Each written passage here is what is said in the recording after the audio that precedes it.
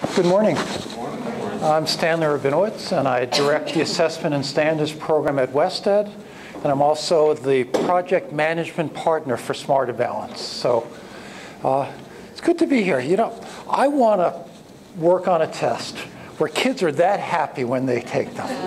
I mean, have you ever seen an unhappy kid taking a test? No, the kids love tests. And they're really going to love Smarter Balance, because we have pictures that prove that.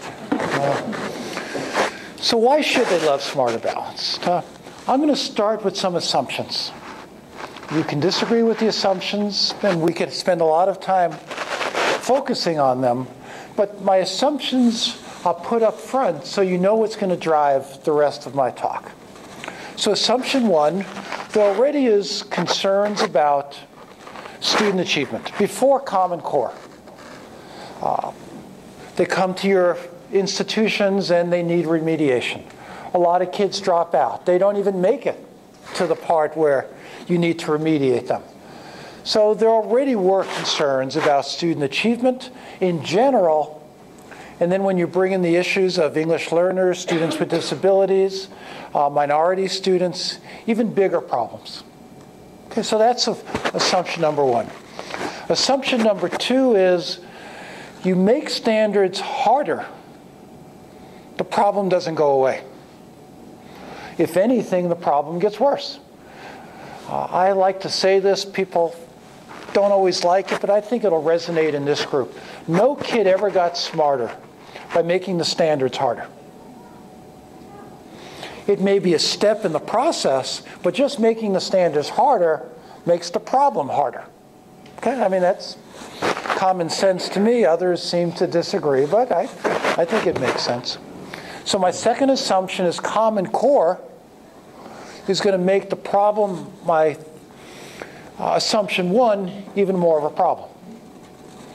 Now, my assumptions start getting debatable of certain groups, but I'll put them on. I think they're true, but it's a research question. Assumption three, there is a role for assessment in helping to implement Common Core. So testing can help. I notice I used the phrase can help, because testing doesn't always help. Exhibit A is Atlanta. Although bad practice is bad practice, with or without the test. You can blame the test. You can blame the people who decided to cheat. Well, that'd be another discussion we could have tomorrow. So I'm going to go on record as saying that assessments can be part of the solution. But now the assumptions get a little more fine-tuned. But not every assessment helps.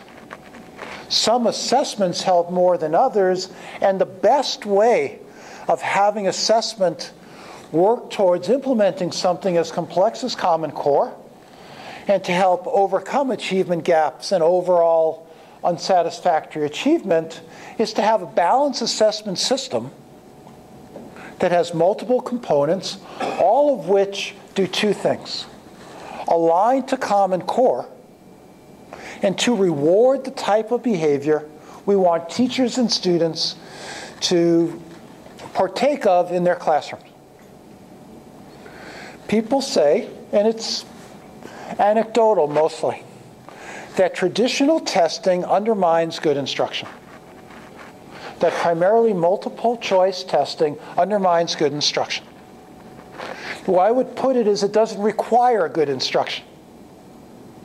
You can take shortcuts to beat the system.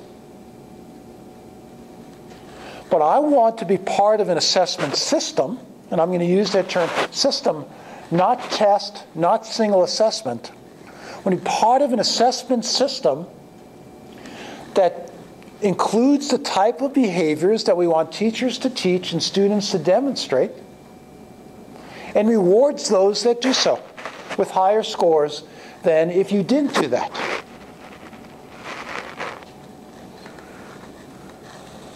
Final assumption. The test alone, even the best balanced assessment system that meets my alignment and good behavior criteria, won't be enough. You also need extensive professional development and supports to implement anything as complex as Common Core. Excuse me. I get choked up when I do this, especially when...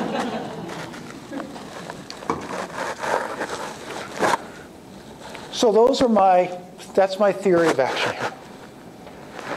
That Common Core changes a lot. Wasn't a great situation to begin with, especially in certain places. Tests can help, but only if it's the right testing system. And the test alone won't do it. There needs to be a lot of supports. Okay? So in that world, how does Smarter Balance fit in?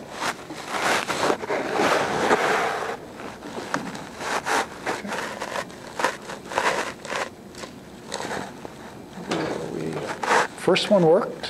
Second one, where are we? Ah, that'll do it. It's a topsy-turvy world, I tell you. Okay, so Common Core creates the expectations. The expectations are all students leave high school, college, and career ready. Traditionally, in the world of standards, state standards, that was it. We put out standards, and something magic happened in that middle. What it was, you know, what's that line in Shakespeare in Love? It's a miracle. But what do you need, especially with Common Core, for this to be true? Teachers and schools need the information and tools to go from the left to the right. And you need a balanced assessment system. Summative assessments, benchmark to college and career readiness. Interim assessments that track progress, that are flexible and voluntary, to be used under discretion of school administrators, principals, and teachers, and formative assessment practices that actually influence day-to-day classroom activities. So in the past, and I'm sorry if I create problems for you, this is what states did. They did that, they assumed that, and they built that. Interim systems were left for locals. Clark County has for years used interim assessments as part of their state assessment program, local assessment system. And where teachers got their information was occasional workshops, passed down, not very formal, not research-based, with little support to implement them.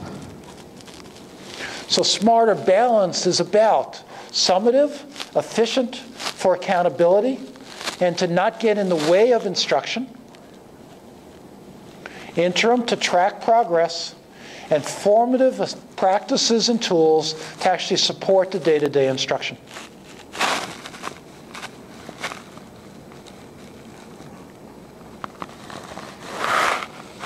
Cindy mentioned that Smarter Balance is a CAT. It's computer adaptive. How many of you don't know what CAT is? Computer adaptive, it's not new technology. It's used on a lot of higher ed exams. GREs are CATs. Law boards are CATs. So this is not a new concept. It's basically students only get items after the first few that they actually have a chance to be able to get right and aren't too low that it bores them. So CAT uses students' response to the previous item to select the next item that they get. What that means, the test can be shorter because you don't have to have every single standard at every ability level and every DOK level measured. But it's more reliable, it's shorter and more reliable and more motivating. Because high achieving students don't get low level items And lower achievement students don't get harder items too hard that turn them off.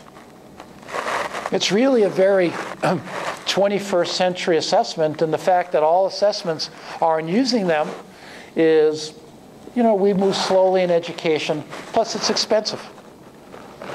Because what CAT requires is a whole bunch of items at every achievement level. Most state tests are geared to the middle. A little bit below, a little bit above. That's why they have ceiling and floor effects. They're geared to the proficiency level. What a CAT can do is give reliable information in less time at all ability levels, all achievement levels, including the ability to go out of level. Meaning a very high achieving fourth grader can get fifth grade items, and a student with significant achievement problems at fourth grade can get third grade items. You're getting the most reliable information of where the student is in a very efficient manner with more motivation for the student. That's good. Every test should do this. Common Core, as Cindy was alluding to, has not just do you know it, but show me you know it, demonstrate it, transfer generalizability of knowledge. I'm very good. My group is very good at writing high-level multiple choice items. But there's a cap. We're good at measuring constructed response items that require some kind of synthesis. But generalizability and transfer and other higher level skills require different item types, so Smart and Balanced includes performance tasks that take place outside of this testing situation that are classroom embedded activities. And I'll show you some sample ones in a little bit. And there are performance standards or cut scores at the high school level that include higher ed representation because it'd be kind of, what shall I say, short-sighted for high school faculty, maybe even a bit presumptuous, to work by themselves to say what college and career ready is. And so there'll be teams of higher ed and high school faculty developing the high school cut scores for the 11th grade test. And that will then be benchmarked down through 8 all the way down to 3.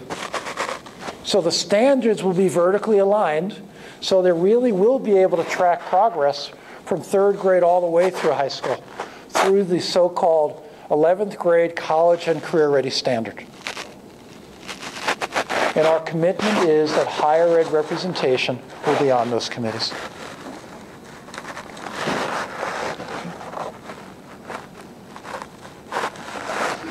We have an interim system. There's a lot of debate about interim assessments. People either love them or disregard them. The research is kind of mixed.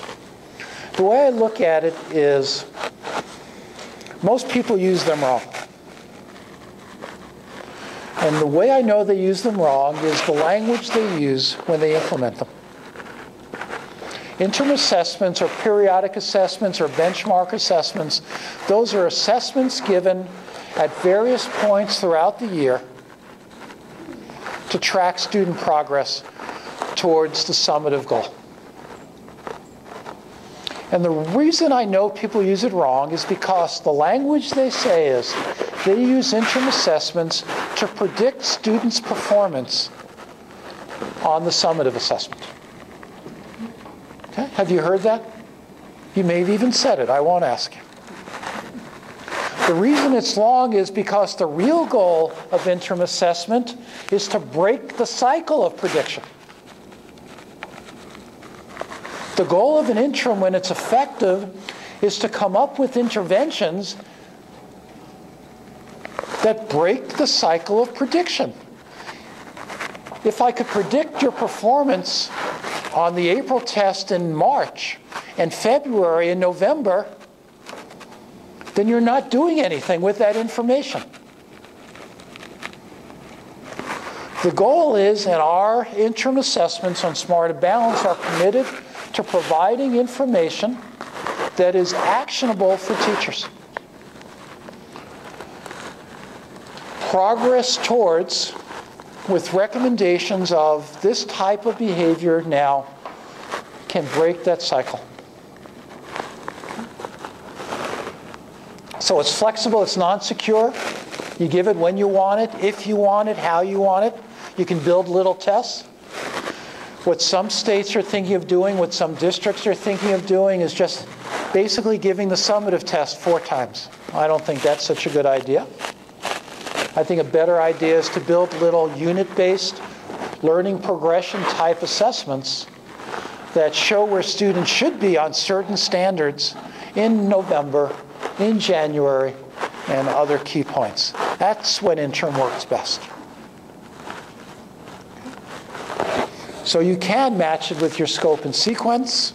Review responses. Score. Teachers score these responses. They need to know what's going on. It includes a full range of item types, including the performance tasks. Same scale. A lot of times you're using an interim assessment that's on a different scale as your state assessment. You can't do a direct, how am I doing kind of analysis. But this will be on the same scale and has the performance pieces. So I'm not going to recommend or non-recommend the use of interim. I think that's a local decision or a state decision, when used properly, has advantages. But if you're going to use one, this is the one you should use. So a little more about CAT.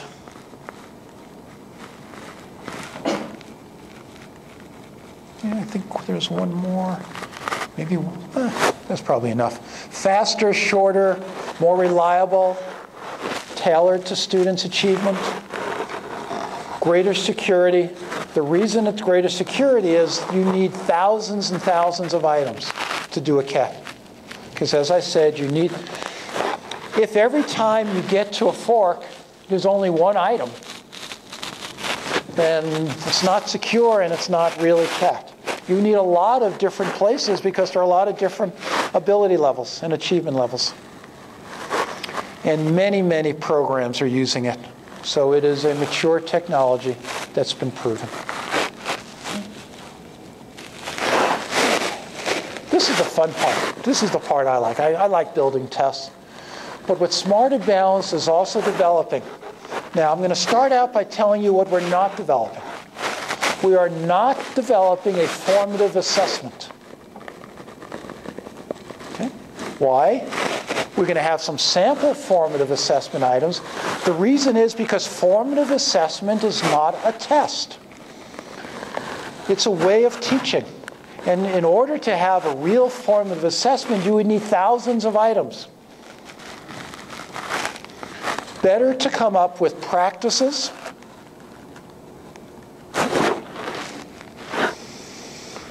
and a bunch of activities, a bunch of research-based practices that have been vetted and contextualized for local selection. So what we're putting together is what's called a clearinghouse, which, as Cindy said, you can purchase as part of the packages for Smart or Balanced, fully aligned to Common Core, available for in-service and pre-service. And it's a series of tools of good best practice around supporting Common Core type instruction. Okay, so no test here. But what I would hope is that faculty like you, your students, teachers around the state, teachers around all 24 Smart or Balanced states, contribute materials. It could be lesson plans, it could be activities, it could be workshop materials, support materials that will be reviewed and placed into the digital clearinghouse.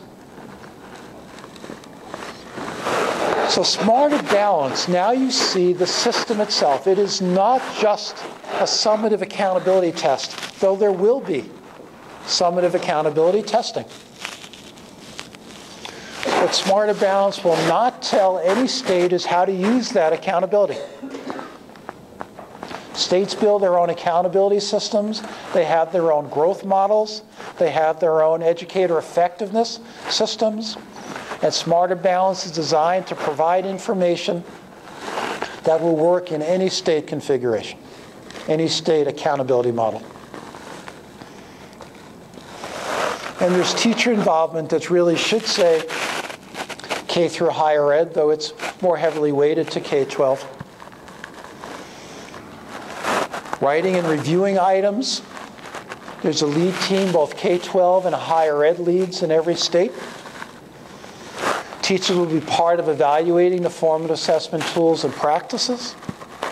And they will score their own interim and summative assessments within and across states. Okay. So what about the items? It's a 4-year grant. We're using the 4 years as efficiently as possible. The first year, write the content specs and the item specs and the test specs. This past year, we've been writing pilot test items. And as Cindy told you, for the last 3 months, you and 24 other states have been part of a pilot. The goal of the pilot is to basically decide whether or not the item types are accessible to the full range of students. Multiple choice, not just multiple choice, but Common Core type multiple choice, which are in some ways kind of different. The technology enhanced items, do they work with the technology? I did a talk once on the advantages and disadvantages of computer-based assessment, and my PowerPoint never could work. So the first rule of computer-based assessment is the computer has to work. The second rule is the items have to work on the computer. And the third rule is the students have to be able to access the items that are working. So the pilot, 1 million students will take part in just the pilot, is going on now, and will show that the system is working, the items work, and the students can actually access them. And it's not just through pilot. We had a series of cognitive labs, including English learners, students with disabilities, small-scale trials, and pilots and piloting. All this leads to the biggest dress rehearsal in testing history. In spring of next year will be the formal Smarter Balance field test, where every item will be tried out and calibrated for live administration in 14-15. This will be a much more significant activity with every state participating, millions and millions of students around the country. Because if you're going to calibrate thousands of items, you need for every item as much as 1,000 kids. To get the you need to pre-equate a cat so that you can have the item statistics when it goes live, because how else do you know where to branch? So that's why our field test needs to be so large and so formal. So then we go live in 14-15. The items, the full cat will be in place. Okay. So what kinds of items do we have? There's selected response, which is a fancy way of saying multiple choice, but not just multiple choice. What we could also do, because of the technology, is have selected response computer enhanced, where the students not just select, but then do something with the selection. The computer it really is a game changer. Just think about geometry. The classic test geometry math item is which of these angles is obtuse. Okay. With the computer and the technology available, the student can not only identify but can draw and differentiate and say, turn this right angle into an acute angle or an obtuse angle. How do you make it more acute? How is this obtuse angle different from that one? How many acute angles does it take to make a right angle? Show me. Any number of things you can do with the technology that demonstrates real understanding of the concept. Not just, let's see, there are 4 choices. And one is acute, one is right, one is obtuse, and one is a straight angle. And you kind of run out of theme and variation on that one pretty quickly. There are really fascinating things you can do. You can do experimentation. I can't wait for the next generation science standards to come out and what we could do with labs. Some of that technology is available for smarter balance and Common Core. And we intend to use that. So the technology enhanced will not only work in math, it'll work in ELA, where you can actually do underlining. What's the main idea? Find the main idea. You don't have to say which of these 4 statements is the main idea. You can say, show me the main idea. Underline it. And other kinds of, not tricks, but real enhancements, real productive use of technology. When many states went to computer-administered assessment, what they basically did was build the most expensive piece of paper in the history of the world. They took their traditional test and digitized it. The same items that were paper-based were now the computer-administered test. That has some advantages. Scoring is easier, it's cheaper, you don't have printing and shipping costs. But it is such a waste of technology. You know what some states did when they went to online writing tests? They disabled all the features that you'd actually use for online writing. There actually was a state that said, you know what, go back to paper because our kids are confused. They disabled cut and paste. They disabled spell check. They disabled all kinds of things because they wanted to make it fair and because spelling was one of the skills that was being assessed. So they disabled everything. No one writes that way anymore.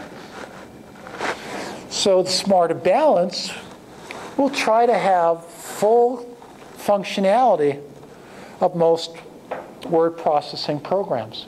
Now, if spelling is part of it, if grammar is part of the standard, we may have to partially disable those functionalities for those types of items. But to use the computer and then tie people's hands behind their backs is a very inefficient use of technology, and it's basically a waste of the technology. Also, having a fixed form computer-administered test, non-CAT, is also very inefficient. Though, as I said, it's expensive and requires much greater field testing, higher numbers of field testing to have the full calibration for the CAT. Okay. Ooh, I think I'm going backwards again. Cindy mentioned our website. This is where the sample items are and the item specs. Go there, have fun. Here's a happy grown-up. He must be administering the Smarter Balance test.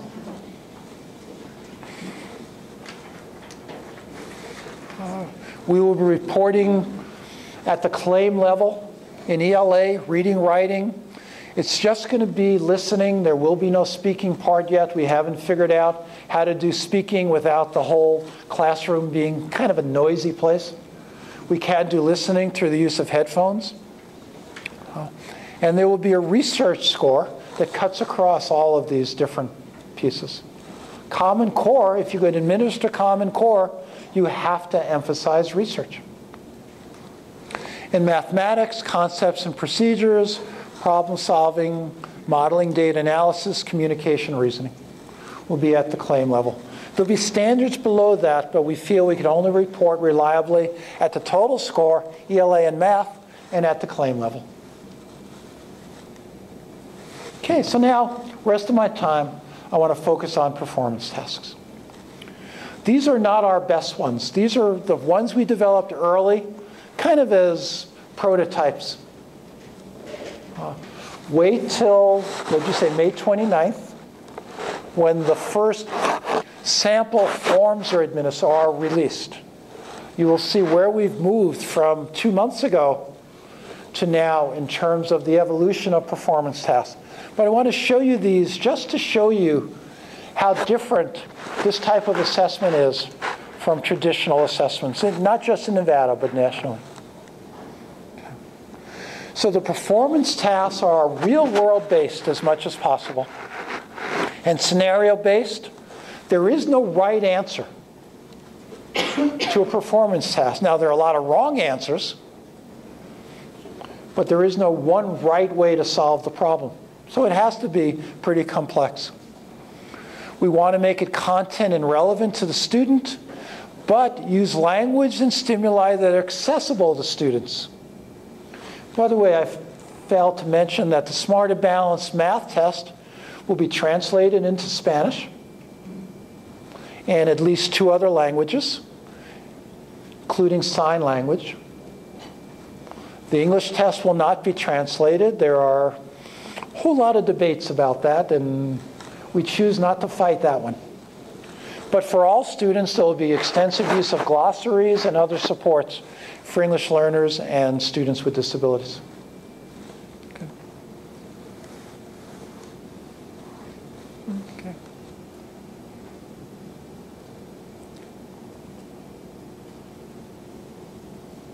This is just part of the test specs, part of the way to make it relevant and accessible.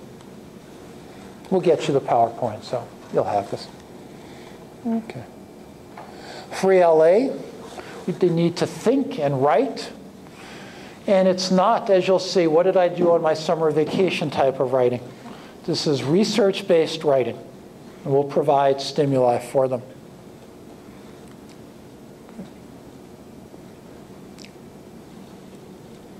Now there's a successful happy student. I guess that means she just finished the test. And because it's Kat, she got her result back right away. So she's not just happy because she finished. She's happy because she did good. Okay, so here is the task.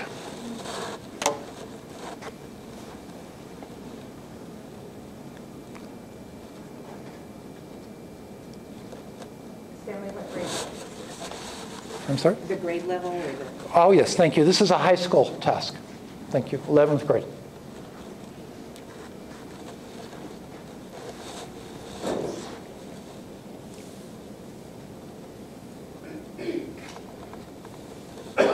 Okay.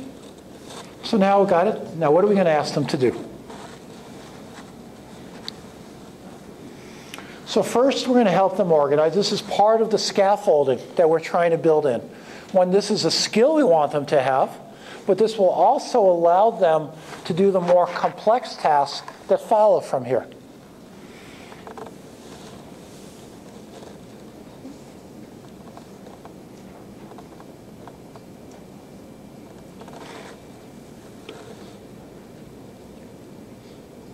And you can see the different thing, fact versus fiction, credibility of sources. Not all sources are equal. What do you think of something by the nuclear industry? Something by an anti-nuclear group? Something by university research? Any number of different sources, and being able to tell the difference between objective and less objective. So are you providing all the research? I'm sorry? Are they going to be required to go and find it? Everything will be provided to them. Yes. Mm-hmm. They won't do online research. Okay. What's the time that they have to understand? This one is 2 class periods. So about 120 minutes. Okay. So here's the first thing. Very important Common Core.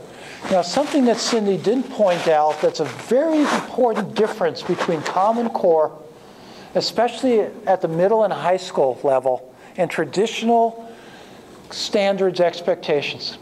The Common Core expects in ELA at middle and high school that science and social studies teachers will be ELA teachers.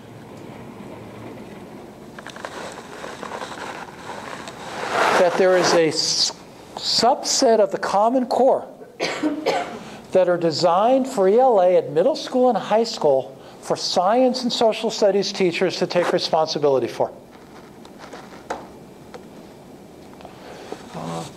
You've heard the argument, I'm going to assume, that Common Core hates literature. Right? You've heard that, right? It's anti-literature. No more Shakespeare. Oh, in Massachusetts, it's awful. You know why? It's Shakespeare. No more Emerson. No more Thoreau. I know. I feel bad. Well, the reason that Common Core gets accused of doing that is it creates the expectation that at least 50% of all reading will be a non-literature-based reading, informational text, other kinds of text. Well, if all your reading is being done in your English class, that probably will cut down a little bit on your Shakespeare and other kinds of literature-based reading. But Common Core believes that science and social studies teachers should have kids reading. Primary sources, secondary sources, more than just the textbook, and more than just a little bit of the textbook. So the way you get the percentages right without stomping on Shakespeare, without kicking Shakespeare out of the English curriculum, is by counting the reading they're doing in science and social studies and language and dance and music and art and any other elective they're taking. And therefore, your science and social studies teachers, at the very least, have to be comfortable with teaching reading as part of the practice of that domain, of that content area. And so we're going to move more and more outside of just narrow literature-based performance tasks in ELA and math to reinforce that point that everybody is responsible for reading, writing, listening, and speaking. Now, how you do that is completely up to local administrations and teachers. I don't see the need for every social studies teacher to necessarily be a great writing teacher. That's why God invented English teachers. You could have team teaching. You could have all kinds of strategies of social studies and science teachers working with math and ELA teachers to really get the vision of Common Core. Have the best of all worlds. The social studies teacher focusing on content, the ELA teacher supporting that content through strategies about how do you get low-performing students to read better, which is particularly hard because there may not be anyone at the high school level, including the English teacher, who knows how to teach reading to a low-performing student or to an ELL student. And so that creates even more challenges and hopefully more creativity at the local level. Okay, so that was a long way of getting to, here's what we're asking him to do. Evaluate the credibility. Which sources warrant some skepticism because of bias or insufficient evidence? Okay. Where do you learn that? You can learn it in reading in English classes, but you certainly should be learning that in your science and social studies classes. Okay. Now we do want them to write. Do real writing, research-based writing. So, write an argumentative essay. We stayed away from argumentative essays because we didn't know how to score them. They were fact-based. And most of our The people we brought together to the right were generic people who were there basically administering a rubric, following a generic, any topic rubric. Each of these tasks will have an item-specific rubric built off of the more generic rubric. Okay. How many high school students do you think can do this right now? Percentage. All right. This is Common Core. So if you hadn't seen Common Core before, or have seen it operationalized, this is high-level Common. Not, Common Core also has, you got to know stuff. But it's not just knowing stuff, it's applying and make multiple things come together coherently. This is Common Core at high school. Now I'm going to ask this next question very carefully. How many of your high school teachers, I'm not going to say can do this task. How many of your high school teachers can teach in a way where their students can learn how to do this? That's your challenge. Those of you who prepare teachers. Those of you who do workshops now for in-service. Your challenge is to come up with ways of teaching teachers to teach this way. Supporting teachers to teach this way. And I know you know how to do that. Now you actually get rewarded for doing it because they're going to want you to do it. Before it wasn't fully necessary. It was nice. It was desirable and better. But now if you're not teaching this way, this performance task is way over your head and way over the students' heads. Okay? Now, this is not a great one in terms of accessibility. There are problems with this one for English learners and other groups. This is why this is an older one. We've gotten better. I just wanted to bring this here to inform you about how to do this. And there are ways you can scaffold this for English learners. You can chunk it a little better. There are glossaries. There are potential translations here.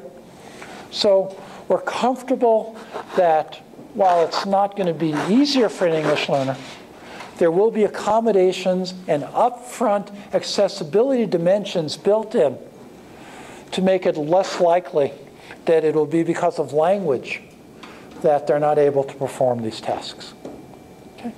Yes? Is something like this on the summative test, or is it part of the formative? No, this is the summative assessment. Okay. So you have something similar to the formative kind of... And interim too. Yes, ma'am. Students are... Yep. The interim has all item types as the summative, and most of the formative should be around this type of instruction.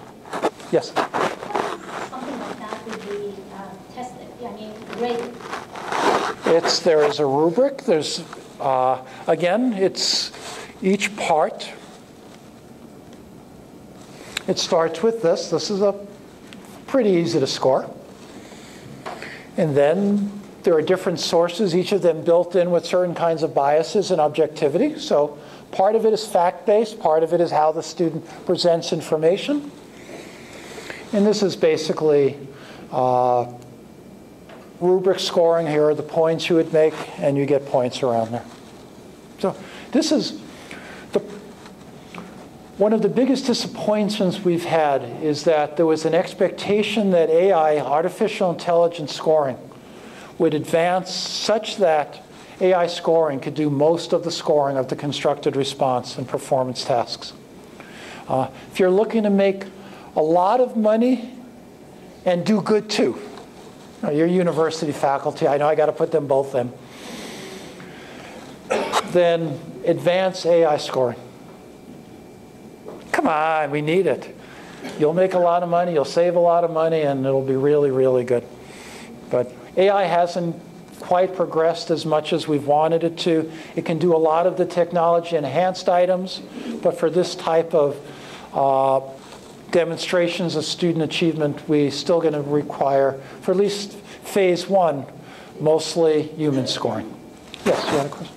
Would every student in the class have the same question, or would they all have different questions? Good. Because these are very expensive, every year pretty much will be the same one, a little bit of sprinkling, but within the classroom the same one. And then because they're so memorable, mostly they'll be released and we'll start all over again with the new set next year.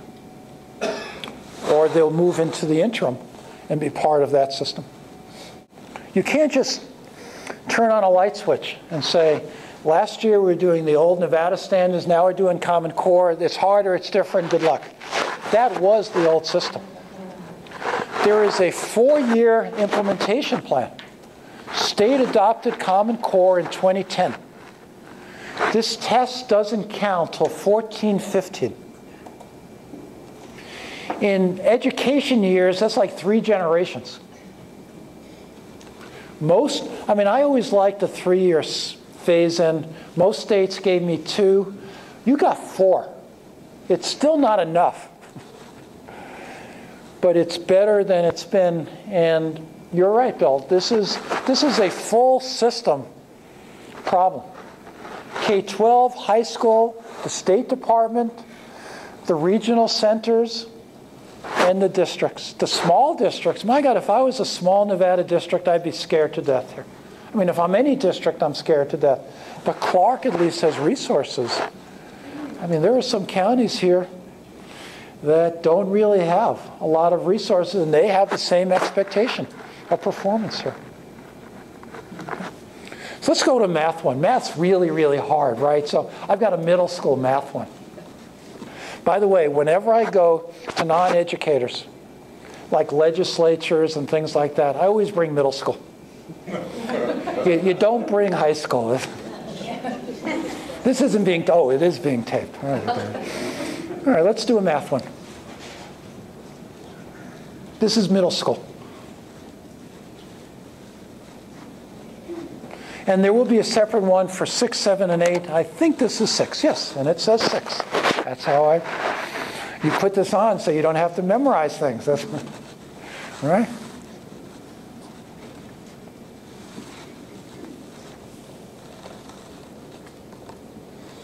You will see as you read this, if you know anything about math tests that we use now, you will see all the ways we used to have to try to do this, but not as well as this. So very discrete types of things. Okay? Got it? So first and second choice. So you can see we're probably going to do scatter plots, and we're going to do median and stuff like that. Okay, that's... Okay, and this is in part information that you need, but it's also to help English learners. Okay? So you got your school, you got your zoo, your aquarium, and you got your science museum. And where do you want to go? Remember these numbers, you're going to need them. Yeah. Okay. This is basically the kids in this class, first choice, second choice. So now the first thing we used to do in traditional tests is we would show them this chart and say the median is, first is zoo, science museum, aquarium. Okay? That's all we could do. Or in a very limited constructed response, compute the median, compute the mean selection.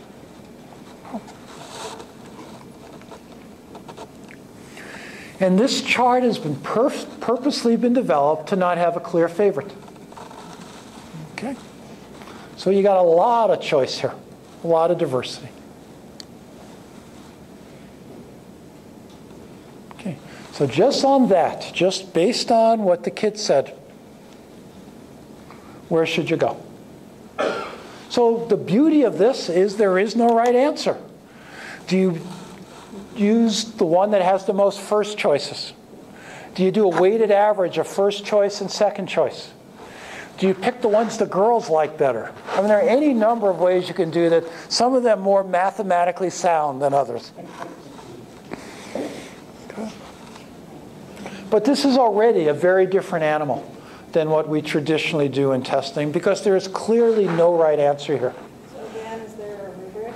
I'm sorry? Again, is it scored with a rubric? Yes, that's right. Okay. So if the student went totally not mathematical but supported their answer? Then you'd get a lot of points on the LA test, but this is the math test. So if you say kids with R's are good luck, so I'm going to go with the first choice of R's. I'd give you a point for creativity. I wouldn't give you a lot of points for math. So yes, this has to be a math-based response. Okay. Okay, remember those numbers I told you to remember. Okay. Now, since this is a math test, you can actually get to do some computation. But it's not just computation for computation's sake. You need to. So people say, well, Common Core, you don't need computation anymore. It's all about so-called higher thinking, mushy stuff. No, you actually do have to compute, preferably with a calculator, because I don't know the last time I computed without a calculator. I do remember, and I got it wrong. Okay? So this is how much it takes. It's different breakdown. And now we put in the conditions. I think the teacher should go for free, don't you? Come on, give them something. And any parent who volunteers. Okay. 30 in them, only one bus is needed, the bus charge. Okay. So we put some real world assumptions in, not too complex. Okay, let's take these one at a time. Okay, how much is each one? So you do have to do actual computation, even in middle school, even in high school. Okay. Now, any of you who are test-wise know from question 3 that Daniel is wrong, right? We ought to, just to trick kids every now and then, have Daniel be right. You know Daniel as making some false assumption about something there. Okay? So now you have to explain to Daniel why his assumption is wrong. Okay? We really should one year, I think, make Daniel right. And then it'll just throw off kids. I don't know what they'll do the next year. Okay? And now 4 is interesting to me because a lot of different factors go into 4. It's cost, it's interest, it's personal interest. So it really is a culminating activity. We're using everything you did, all the scaffolding of the item builds to 4. Right? You had to look at the chart and work with the chart. You had to do the costs and work with the costs. Now, the way this is scored is you can get 2 wrong and still get points for 4. If what you write is consistent with what you did wrong in 2. Now, you may not get full points, but you will get some points for being able to use the numbers that you have, even if it's not fully right. There have been real fights in states. There was one state I worked in where this was a nasty one, and you learn a lot. They had constructed response items, and they had exemplar constructed response items of a 1, a 2, a 3, and a 4. And what the state did, in retrospect, it was a mistake on their part. They put out a 4 exemplar that was really, really, it was glorious. It was like, if a kid could actually do this. I mean, there actually was a kid who did this. This was real. But the problem was that in this 4 exemplar, like in the middle of the exemplar, the kid made a minor computation error. And it was as if the world was coming to an end. How could you say that this is a 4 advanced exemplar when on page 2, the kid added 6 and 6 and got 13 or something like that? Everything else was perfect. Well, you learn from that. You put in exemplars that don't have minor mathematical errors in it, even if you have to fudge it a little. But you also need to decide how many points you give for math reasoning versus the computation piece. Because Common Core expects both. And yes, we need people who are computationally perfect. They're called calculators. But we also need people who can use the results of the calculators. Hopefully, most kids can do enough of both to be successful, to be college and career ready. Yes, sir.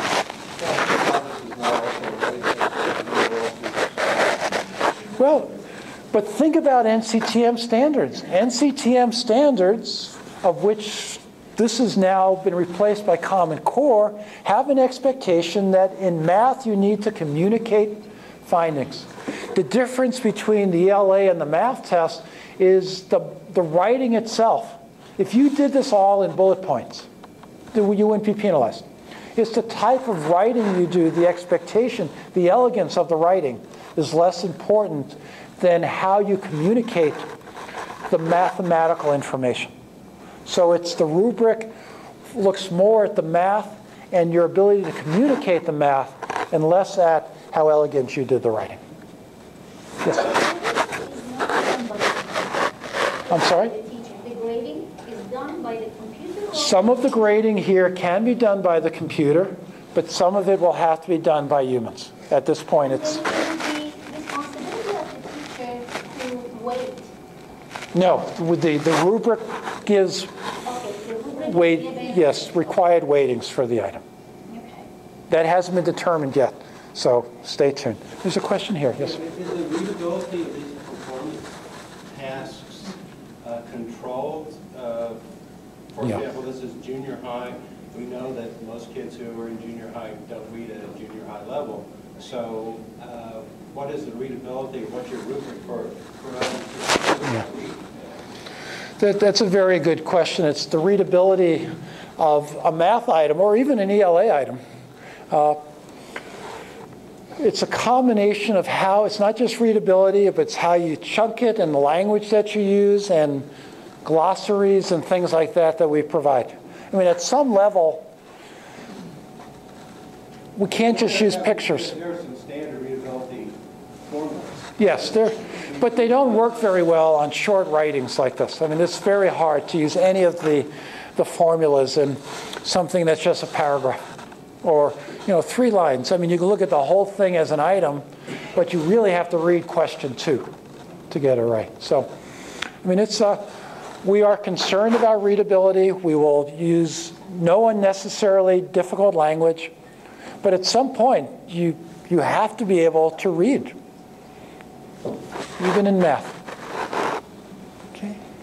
Will there be verbal output for students who have specific disabilities? Well, yeah, so they could listen to Yes, it. there's listening too. Yes, every student will have the option to have this read, at least on the math test, not on the English test. Right. Mm-hmm. And certain disabilities on the ELA test will have verbal options here. Okay, I'm going to stop now. I can go through a whole bunch. We do the bias review there. We do readability analysis. We do a bunch of things. But let me ask the same question I asked about this item. How many of your 6th grade students now can do this?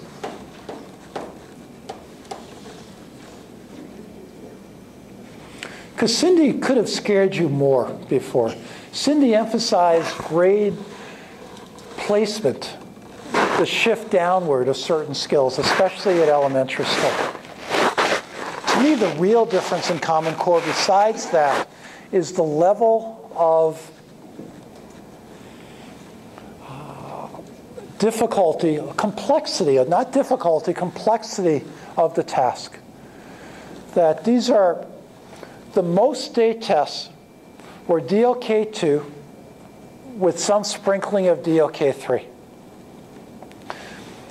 This has a whole lot of DLK3 and 4. There'll be some 2, there'll be some 1, but a much greater emphasis on 3 and 4.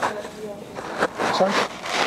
Depth of knowledge, the Norman Webb system of 1 through 4, 1 is recall, and 4 is high-level generalizability and transfer of information. Yes, sir? In your original slide, you talked about that Smarter Balance is hoping to move us towards college-ready careers. Do you believe these standards also are applicable for those going into careers? And if so, have you talked to the businesses to be able to get information like you're Yep. speaking about? That's right. Smarter Balance has just announced its draft career-ready standards, how they align. We've started with the college-ready equivalent. Now we've got career-ready. Yes, there's very much involvement in business. There's probably, it's more of a transfer because of just language to college-ready, but career-ready is equally important. Common Core makes the claim, doesn't differentiate college and career readiness, and therefore Smarter Balance has that responsibility. You're absolutely right. Yes? In the ELS, are the tests going to be done on that population in addition to native English? And also, is that data going to be disaggregated so that you know something about the ELL performance? Yeah, these are not norm tests, so everything is standards-based. But we will have the performance of each subgroup, and states are required to publish the performance of subgroups on each significant subgroup. Started with certain assumptions. Things weren't so great to begin with. Common Core is a game changer. I mean, you've seen what Common Core is expecting. I hope now you have a fuller understanding of when we say Common Core is higher standards. This is what we mean. These are Exhibit A and Exhibit B.